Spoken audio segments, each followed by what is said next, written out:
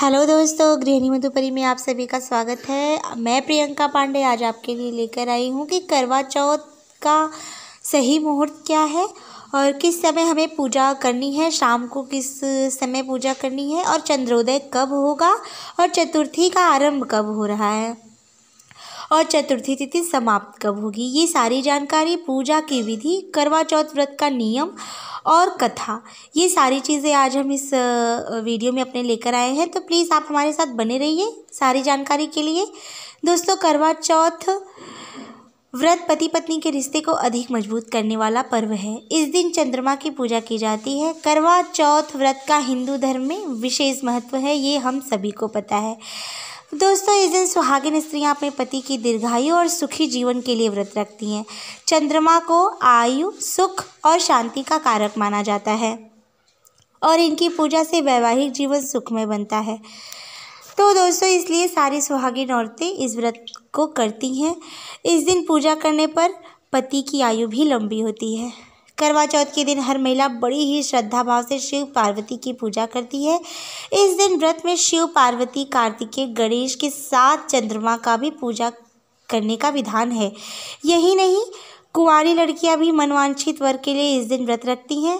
करवा चौथ का पावन व्रत हर साल कार्तिक मास में कृष्ण पक्ष की चतुर्थी तिथि के दिन रखा जाता है और ऐसे में इस साल करवा चौथ 4 नवंबर को रहेगा। तो दोस्तों, चलिए हम आपको इसका मुहूर्त बता देते हैं, कब तक का मुहूर्त रहेगा। तिथि 4 नवंबर, दिन बुधवार को पड़ रहा है। करवा चौथ पूजा मुहूर्त है शाम 5:29 से 6:48 तक। इसके बीच आपको पूजा कर लेनी है। चंद्रोदय हो रहा है दोस्तों रात 8:16 पर और चतुर्थी तिथि आरंभ होगी 4 नवंबर की सुबह 3:24 पर। इससे पहले आपको सरगी खा लेनी है। चतुर्थी तिथि समाप्त होगी 5 नवंबर को सुबह 5:14 पर। और अब दोस्तों, जानते हैं कि किन किन लोगों को करवा चौथ का व्रत करना चाहिए। करवा चौथ का व्रत कुंवारी लड़कियां भी करती हैं जिनकी शादी की उम्र हो चुकी है या शादी होने वाली है। करवा चौथ महज एक व्रत नहीं, यह पति पत्नी के रिश्ते को अधिक मजबूत करने वाला पर्व भी होता है। चंद्रमा को आयु, सुख और शांति का कारक माना जाता है। जैसे कि हमने आपको बताया, इससे आयु, सुख और शांति दोनों बढ़ता है और इनकी पूजा से वैवाहिक जीवन सुखमय बन जाता है और पति की आयु भी लंबी होती है। तो दोस्तों, इस तरह से सभी लड़कियां और सुहागिन औरतें इस व्रत को कर सकती हैं। अब हम आपको नियम बता देते हैं किस तरह से इनका पूजा पाठ करना है। करवा माता का करवा चौथ व्रत सूर्योदय होने से पहले शुरू हो जाता है और चांद निकलने तक रखा जाता है। चांद के दर्शन के बाद ही व्रत को खोलने का नियम होता है। दोस्तों, शाम के समय चंद्रोदय से लगभग 1 घंटा पहले संपूर्ण शिव परिवार, शिव जी, पार्वती जी, नंदी जी, गणेश जी और कार्तिकेय जी की पूजा की जाती है और चंद्रमा की पूजा की जाती है। पूजा के समय जो भी व्रत करने वाली लड़कियां या औरतें हैं वो पूरब की ओर मुंह करके बैठ जाएं। इस दिन सुहागिन महिलाएं निर्जला व्रत रखती हैं और चंद्रमा को अर्घ्य देने के बाद पति को छलनी में दीपक रखकर देखा जाता है। इसके बाद पति जल पिलाकर पत्नी का व्रत तोड़ते हैं। तो दोस्तों, हम आपको बताना चाहते हैं कि विधि हमने आपको बता दी है अपने पिछले वीडियो में, तो हम उसका लिंक आपको इस डिस्क्रिप्शन में दे देंगे, अपने डिस्क्रिप्शन में दे देंगे और वहां से जाकर के आप पूरी विधि जान सकते हैं। बहुत ही सिंपल तरीका हमने विधि का बताया है। दोस्तों, हम आगे बढ़ते हैं और आपको कथा बताते हैं। और हम ये बता दें आपको कि करवा माता की तस्वीर अगर आपको मिल जाए, करवा माता की तस्वीर सबसे अलग होती है और उनकी तस्वीर रखकर ही सामने पूजा करिए। दोस्तों, कथा में 2 कथाएं हैं, सबसे पौराणिक कथाएं, और जिसमें 7 भाई और 1 बहन की कहानी होती है और दूसरे में द्रौपदी की कहानी है, जो कि कृष्ण भगवान ने उन्हें सलाह दी थी कि वो व्रत करें और अर्जुन का प्राण इससे बच जाएगा, अर्जुन वापस चले आएंगे। तो चलिए हम दोनों कहानियाँ आपको बता देते हैं इस वीडियो में अपने। बहुत समय पहले की बात है, एक साहूकार के 7 बेटे और उनकी एक बहन करवा थी। सभी 7 भाई अपनी बहन से बहुत प्यार करते थे, यहाँ तक कि वे पहले उसे खाना खिलाते और बाद में स्वयं खाते। एक बार उनकी बहन ससुराल से मायके आई हुई थी। शाम को भाई अपना व्यापार व्यवसाय बंद कर घर आए तो देखा उनकी बहन बहुत व्याकुल थी।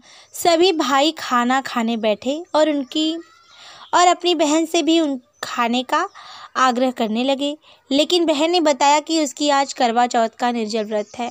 वह खाना सिर्फ चंद्रमा को देखकर उसे अर्घ्य देकर ही खा सकती है। चूँकि चंद्रमा अभी तक नहीं निकला, इसलिए वह भूख प्यास से व्याकुल हो उठी है। सबसे पहले भाई को अपनी बहन की हालत देखी नहीं जाती है। वह दूर पीपल के पेड़ पर एक दीपक जलाकर चलने की ओट में रख देते हैं।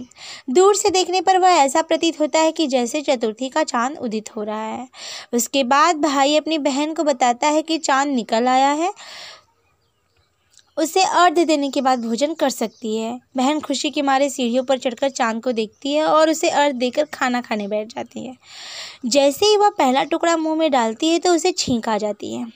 दूसरा टुकड़ा डालती है तो उसमें बाल निकल जाते हैं और जैसे ही वह तीसरा टुकड़ा मुंह में डालने की कोशिश करती है तो उसके पति की मृत्यु का समाचार उसे मिलता है। वह बौखला जाती है।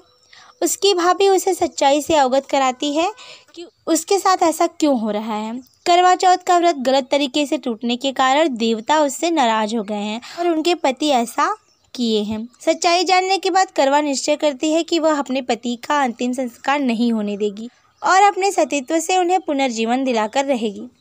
वह पूरे 1 साल तक अपने पति के शव के पास बैठी रहती है, उसकी देखभाल करती है। उसके ऊपर उगने वाली सुई नुमा घास को वह एकत्रित कर जाती है।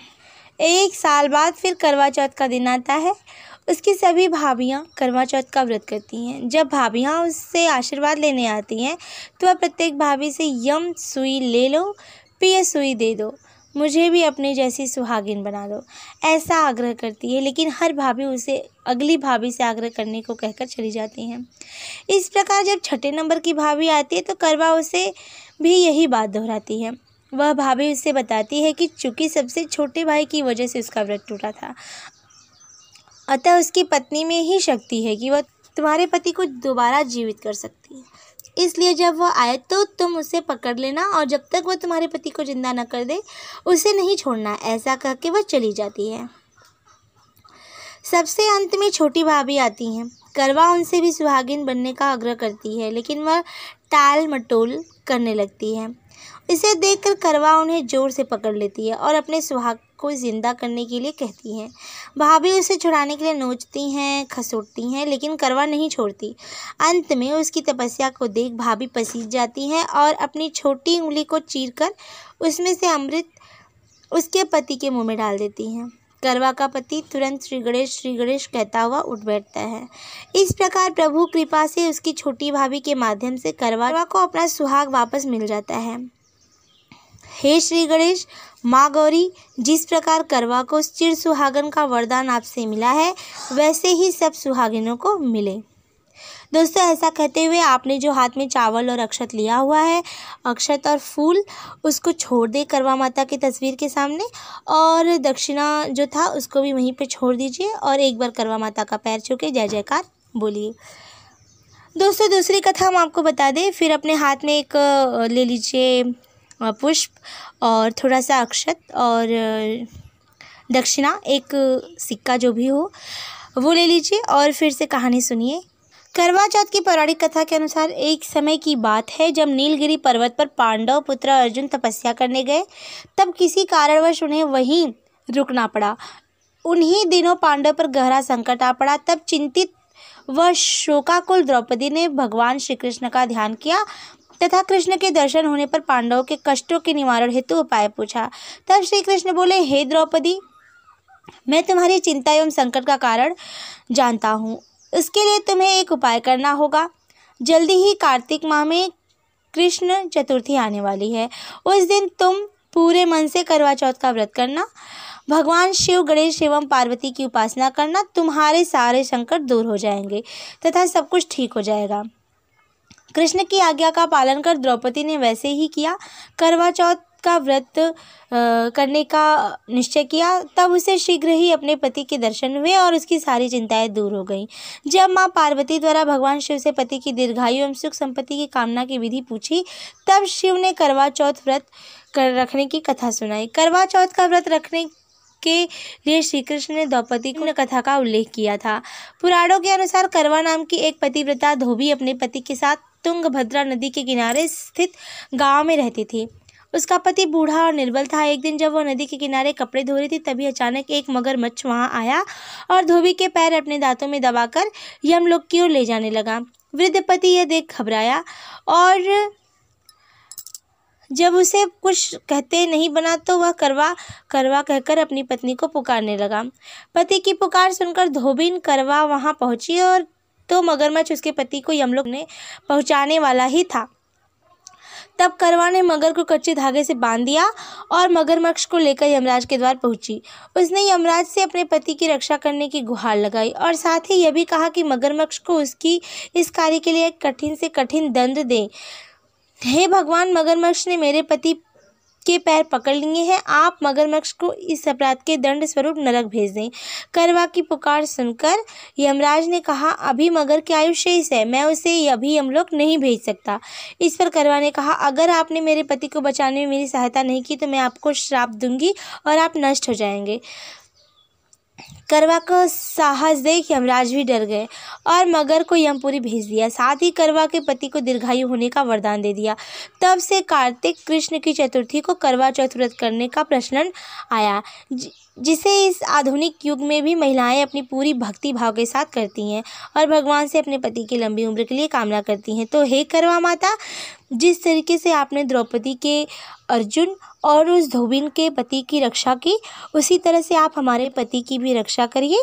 और ऐसा कहते हुए आप अपने हाथ में जो अक्षत, दक्षिणा और पुष्प लिए हैं उनको करवा माता की जगह छोड़कर करवा माता की जय कहकर और उनसे अपने पति की लंबी आयु की विनती करके और उनकी आरती शुरू करिए।